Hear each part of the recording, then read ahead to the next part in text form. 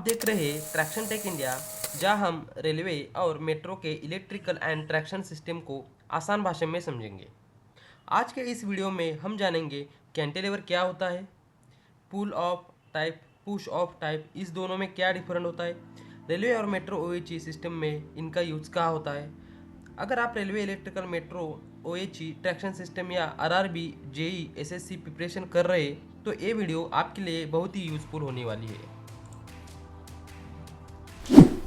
इसका मुख्य काम होता है कॉन्टैक्ट वायर को करेक्ट पोजीशन में रखना, ट्रैक सेंटर से अलाइनमेंट मेंटेन करना, इलेक्ट्रिकल इंसुलेशन मेंटेन करना, मैकेनिकल सपोर्ट प्रोवाइड करना।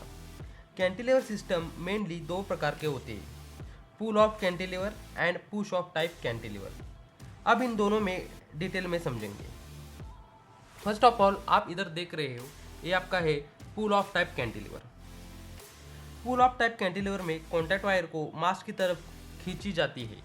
यहाँ पे दिख रहा होगा, ये पूरा स्ट्रक्चर होता है, यहाँ पे कॉन्टैक्ट वायर लगा होता है। तो इधर एक पोल होता है, जिसको रेलवे की भाषा में हम मास्ट कहते हैं। तो वो उस मास्ट के टूवर्ड्स खींचा जाता है, तो उसको हम इसीलिए पुल ऑफ टाइप कैंटिलीवर कहते हैं। इस सिस्टम में कैंटिलीवर असेंबली कॉन्टैक्ट वायर को पुल करके कॉन्टैक्ट पोजीशन पर रखती है। यहाँ पे दिख रहा होगा कॉन्टैक्ट वायर। मुख्य कंपोनेंट पुल ऑफ कैंटिलीवर में जो होते हैं, यहाँ पे आपको दिखाई दे रहा होगा। First of all swivel with axis, इसको हम कहते हैं टॉप मास्ट फिटिंग। ओके, उसके बाद ये जो पूरा होता है, ये हमारा जो पोल होता है, जो मास्ट होता है, उसको जो कनेक्शन करते हैं, यहाँ पे हमारी कैंटिलीवर की पूरी मूवमेंट होती है। तो वो स्विवेल विद एक्सिस होती है। जो स्विवेल होते हैं वो मूवमेंटरी पार्ट होता है। देन हमारा आएगा इधर, यहाँ पे देख रहे हो आप 2 नंबर पे 25 kV ब्रैकेट इंसुलेटर।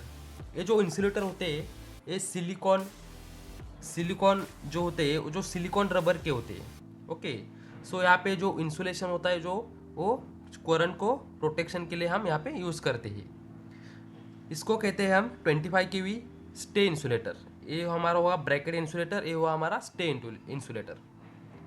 इसके बाद हमारा जो आता है यहाँ पे स्टे ट्यूब आता है। ओके, यहाँ पे जो हॉरिजॉन्टली गई है उसको स्टे ट्यूब कहेंगे। जो यहाँ पे इस तरह से जो ट्यूब गई है, इसको हम ब्रैकेट ट्यूब कहेंगे, जो 5 नंबर पे आता है। उसके बाद जो हमारा आएगा यहाँ पे 6 नंबर पे और 7 नंबर पे यूनियन क्लैम्प, जो इस स्टे ट्यूब और ब्रैकेट ट्यूब को यहाँ पे यूनियन करके रखता है। ओके, उसके बाद हमारा आएगा यहाँ पे होगा 7 नंबर। यहाँ पे होगा हमारा 7 नंबर के बाद हमारा जो आएगा यहाँ पे हमारा होगा 8 नंबर। यहाँ पे होगा आई क्लैम्प। ये जो आई क्लैम्प है, यहाँ पे देख रहा होगा पर आई के टाइप, मतलब आई के जैसा वो क्लैम्प दिख रहा है आपको। उसके बाद हमारा 9 नंबर पे आएगा फॉर्क फिटिंग। यहाँ का पूरा आई और फॉर्क फिटिंग, ये पूरा दोनों आपस में कनेक्टेड होती है। इसको हम कहते हैं रेजिस्टर आर्म। ये इसको होल्ड करने के लिए यहाँ पे हम आई क्लैम्प और फॉर्क फिटिंग लगाते हैं। उसके बाद आएगा हमारा 10 नंबर पे एल क्लैम्प। यहाँ पे दिख रहा होगा एल शेप जैसा क्लैम्प है ये। यहाँ पे जो हमारा ये जो स्टेडी आर्म है, इसको होल्ड करने के लिए ये यहाँ पे यूज़ होता है। और इस यहाँ पे फिर 10 नंबर के बाद आएगा हमारा 11 नंबर पे स्टेडी आर्म। वो जो स्टेडी आर्म होता है, उसके जो लास्ट एंड पे हमारा होता है कॉन्टैक्ट वायर क्लैम्प। यहाँ से हमारा जो कॉन्टैक्ट वायर होता है, यहाँ पे हमारा होल्ड होता है कॉन्टैक्ट वायर। उसके बाद हमारा जो आएगा 12 नंबर के बाद हमारा आएगा 13 नंबर, जो है सस्पेंशन क्लैम्प। ये पूरा हमारा सस्पेंशन क्लैम्प है। और इसके ऊपर जो आपको दिख रहा है वो हमारा है by metallic plate for wire. आपको ये पता होगा मैसेंजर वायर, जो कैटनरी वायर होती है। यहाँ पे ओएचई में 2 प्रकार के वायर होते हैं, कॉन्टैक्ट वायर एंड कैटनरी। ये जो आपको पार्ट दिख रहा है, इसके ऊपर हम कैटनरी वायर यहाँ पे सेट करते हैं और यहाँ पे कॉन्टैक्ट वायर। तो ये जो पूरा 14 और 13 नंबर का जो है metallic plate for wire and suspension clamp, हम कैटनरी वायर को यूज़ करते हैं। और यहाँ पे जो मेटेलिक प्लेट है, इसका जो ऊपर का पार्ट होता है वो कॉपर का होता है और नीचे का हमारा एल्यूमिनियम का पार्ट होता है, इसलिए उसको बाई मेटेलिक, मतलब 2 अलग अलग हमारे यहाँ पे जो होते हैं 2 अलग अलग धातु के बने हुए होते हैं। उसके बाद हमारा जो आएगा 15 नंबर पे आएगा ड्रॉपर। ये पूरा आपको ड्रॉपर दिखाई दे रहा होगा। यहाँ पे जो ये दिख रहा है आपको, इधर से इधर तक, मतलब जो हमारा स्टे ट्यूब है और हमारा रेजिस्टर ट्यूब है, उसके बीच में हमारा ये ड्रॉपर होता है। ये हमारा स्टेनलेस स्टील का होता है। तो उसका जो स्टेबिलिटी है मतलब वो आपस में वो यहाँ पे होल्ड करते हैं, इसलिए हम इस ड्रॉपर का यूज़ करते हैं। 15 नंबर के बाद हमारा 16 हमारा आएगा ड्रॉपर क्लैम्प। यहाँ पे दिख रहा होगा स्पेशली यहाँ पे ड्रॉपर के लिए, यहाँ पे जो हमारा जो रजिस्टर आर्म है इसके ऊपर हम ड्रॉपर क्लैम्प लगा हुआ है। उसके बाद जो हमारा 17 नंबर पे जो आएगा यहाँ पे ट्यूब कैप, ये प्लास्टिक की होती है ट्यूब कैप, तो ये पानी अंदर ना चला जाए इसलिए हम इसके ऊपर लगा देते हैं। उसके बाद आएगा 18 नंबर पे इक्विपोटेंशियल कनेक्शन। यहाँ पे हमारा एक वायर होता है, इस लाइक अर्थिंग जैसा ये वर्क करता है, ज़्यादा कुछ इसमें इतना रॉकेट साइंस नहीं है। मेनली हम इसके लिए अर्थिंग के लिए यूज़ करते हैं, ये ध्यान में रखो आप। उसके बाद जो हमारा यहाँ पे ओवरऑल पूरा हमारा यहाँ पे पुल ऑफ कैंटिलीवर का जो स्ट्रक्चर है यहाँ पे आपको दिखाई दे रहा होगा। तो ये जो पुल ऑफ कैंटिलीवर है ये कॉन्टैक्ट वायर को अलाइनमेंट मेंटेन करता है, पैंटोग्राफ को कॉन्टैक्ट स्टेबल रखता है, इलेक्ट्रिकल इंसुलेशन प्रोवाइड करता है। ओके, और ये पुल ऑफ कैंटिलीवर यहाँ पे हमारा यूज जो होता है उसका जो ट्रैक कर्व लोकेशन, जहाँ पे हमारा ट्रैक का कर्व लोकेशन होता है यहाँ पे उसका यूज़ होता है। और यहाँ पे जो सर्टन मास्ट पोजीशन होता है, जो अलग अलग मास्ट पोजीशन होता है, उधर भी हम इस टाइप का कैंटिलीवर लगाते हैं।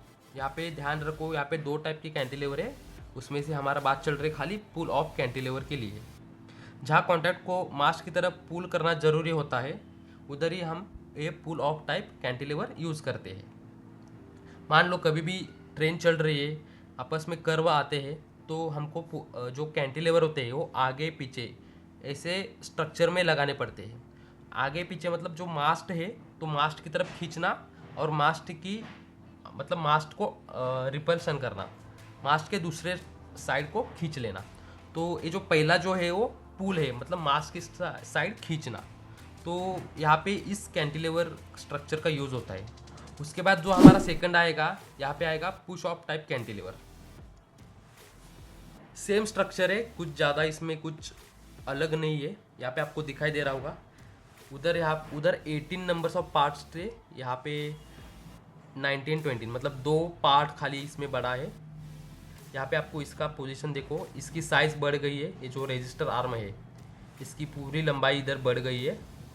और ये जो हमारा जो स्टेडी आर्म होता है, स्टे आर्म जो होता है, उसको वो अपोजिट साइड से लगा दिया है। इधर आप पिछले में भी देख सकते हो, इधर भी देख सकते हो, ये अपोजिट साइड में लगा हुआ है। और इसके लिए इसकी सस्टेनेबिलिटी के लिए हम यहाँ पे एक स्टेनलेस स्टील का ड्रॉपर लगाया है। तो यहाँ पे पूरा इसका देखो, जो इस टाइप कैंटिलीवर असेंबली कॉन्टैक्ट को मास से दूर पुश करती है। मतलब यहाँ पे क्या होता है, अगर आपका कॉन्टैक्ट वायर मास से दूर है तो उसके लिए भी कोई तो कैंटिलीवर लगेगा।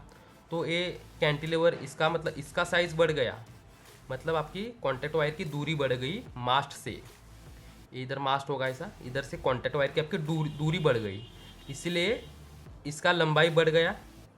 और इसका स्ट्रक्चर जो इधर से बाहर जाने वाले था तो ये बाहर से अंदर आ गया, बस उतना ही इसका मतलब ये स्ट्रक्चर है। इस टाइप कैंटिलीवर असेंबली को कॉन्टैक्ट वायर मास से दूर पुश करती है, बराबर। तो पुल ऑफ वायर को खींचती है तो पुश ऑफ वायर को धक्का देती है। पुश ऑफ कैंटिलीवर के इंपॉर्टेंट पार्ट्स यहाँ पे आपको दिखाई दे रहा होगा, 2 ही एडेड पार्ट्स है यहाँ पे। ये जो है विंड स्टे ड्रॉपर, और जो दूसरा है विंड स्टे ड्रॉपर क्लैंप। यहाँ पे जो ड्रॉपर लगा हुआ है और उसके लिए जो क्लैंप लगा हुआ है वो ही उसमें खाली ऐड होगा। विंड स्टे का रोल क्या होता है देखो, पुश ऑफ कैंटिलीवर में विंड स्टे बहुत इंपॉर्टेंट होता है। इसका काम है कि कैंटिलीवर को विंड लोड से प्रोटेक्शन करना, मैकेनिकल स्टेबिलिटी मेंटेन करना एंड स्ट्रक्चर वाइब्रेशन रिड्यूस करना। स्ट्रक्चर का जितना भी वाइब्रेशन है इससे रिड्यूस हो जाता है, मतलब ये पूरा सस्टेन हो जाता है इसकी वजह से। ये जो अपना है wind stay dropper. Real field importance इसके जान लेते हैं हम। रेलवे और मेट्रो सिस्टम में कैंटिलीवर असेंबली का रोल बहुत ही क्रिटिकल होता है। अगर कैंटिलीवर अलाइनमेंट सही नहीं होगा तो पैंटोग्राफ में आर्किंग हो सकती है, उसमें फ्लैश आ सकते हैं, देन कॉन्टैक्ट वायर डैमेज हो सकती है। यहाँ पे जो कॉन्टैक्ट वायर होता है जिससे हम मेट्रो या रेलवे को 25 kV AC सप्लाई जो यहाँ से मिलता है, जो कॉपर की कॉन्टैक्ट वायर होती है, वहाँ पे हमारा वो कॉन्टैक्ट वायर को डैमेज हो सकता है। इसलिए इसका जो स्ट्रक्चर है ये प्रॉपर अलाइनमेंट में होना चाहिए, चाहे पुश ऑफ हो या पुल ऑन हो, पुल ऑफ हो। पावर सप्लाई ट्रिप हो सकती है अगर इसमें कुछ ऊपर नीचे हो गया, एयर गैप आ गया इसमें, या में कुछ फ्लैश हो गया, फ्लैश ओवर हो गया, तो पावर सप्लाई ट्रिप हो सकती है। इसलिए OHE maintenance team regular cantilever inspection करती है, क्लैंप टाइटनिंग करती है, इंसुलेटर चेकिंग करती है, अलाइनमेंट चेकिंग करती है। बस इतना ही होता है इसमें डेली बेसिस पे, मतलब जो भी मेंटेनेंस होता है वीकली मंथली बेसिस पे, वो जो पूरा OHE की पूरी टीम होती है वो इसके करती है। अगर आपको railway OHE system, traction power supply, metro electrical system के बारे में और वीडियो चाहिए तो चैनल को ज़रूर सब्सक्राइब करें। और अगर आप चाहते हो कि मैं इन टॉपिक्स पर वीडियो बताऊंगा, OHE section insulator, neutral section, overlap zone, auto tensioning device, SCADA in electrical system, तो कमेंट में ज़रूर बताइए। मैं हूँ ट्रैक्शन टेक इंडिया। मिलते हैं अगले इन्फॉर्मेटिव वीडियो में, तब तक के लिए धन्यवाद।